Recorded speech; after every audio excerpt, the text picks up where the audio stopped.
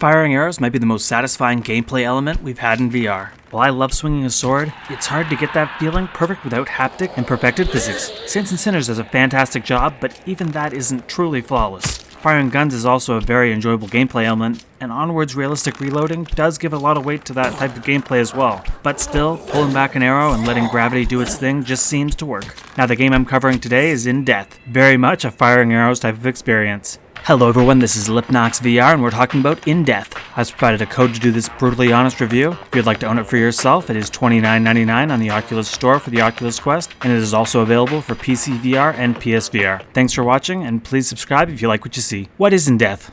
What is the premise? What is the story? Why are we firing arrows? I am told we are in heaven, or is it purgatory? With demons, forsaken souls, and other creatures? And if this was heaven, it sure isn't now, instead being covered in crumbling ruins. Our task is restoring harmony. Graphically, In Death has you going through procedurally generated areas with castle buildings and style and a white sky. The castles have additional details like flags or details on the walls.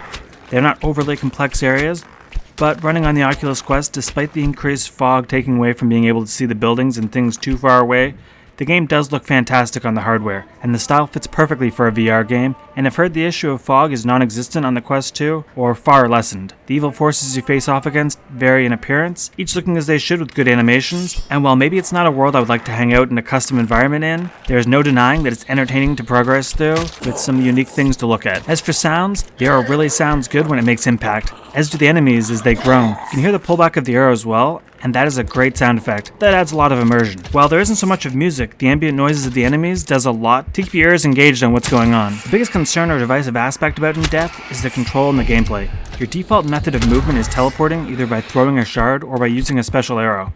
Thankfully, the analog stick movement is an option for those who want it, but arguably, I can see why the developers had initially not included it. You're not really moving quickly regardless, so you really don't want to rely on it, otherwise you're going to get swarmed. The free movement is more for slowly creeping into areas, maybe doing some small bit of strafing, not the way you would use the shard or the arrow to quickly avoid combat, or avoid arrow strikes. I'm personally happier just using the free locomotion anyways, but it definitely got me killed more than a few times, and it's clearly intended to use the teleporting combined with the shield opposed to trying to strafe out of harm's way. There's also a crossbow weapon that is a blast to use as well, though it does feel less immersive as you have a whole lot less control on actually aiming the arrows. Overall, In Death is an absolute treat gameplay-wise. You have to progress through these huge areas and slaughter everything. Well, you don't have to. You do have different types of arrows to mix it up, and even a crossbow to unlock, which I mentioned before, but don't expect it to be easy.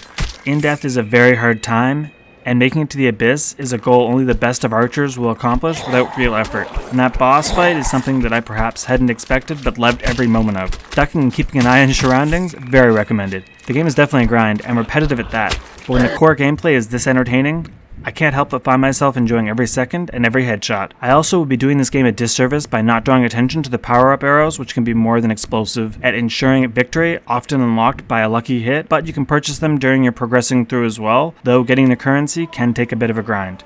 In Death might not be the game that keeps everyone interested, with mainly just castle-style environments you see most of the time until you unlock the Abyss, which isn't overly appealing to the eyes either. An experience of this quality and polish isn't something that is a plentiful amount on the Quest, and while looking over the library, few stand out as much as In Death. I know it's gotten some Quest 2 improvements as well, so it's clearly something the devs have put extra effort into keeping supported past launch, and when you consider the Quest's battery life reality, this game is honestly perfectly suited for the platform, as you're going to want to play it for more 30 minutes to an hour sessions opposed to longer. I feel more than confident if you like what you see on screen and can accept this isn't a magic or sword game, it's about firing arrows, then In Death is a must-own and well worth an 8.5 out of 10. Losing points for lack of overly diverse environments, a desert/pyramid area, a forest area, or things of that nature would be great if a sequel is ever made. Thank you for watching my brutally honest review on In Death for the Oculus Quest. Have a great day. This is Lipnox VR out. Oh, and if you want some more of me, here are some more Oculus Quest game reviews you might enjoy.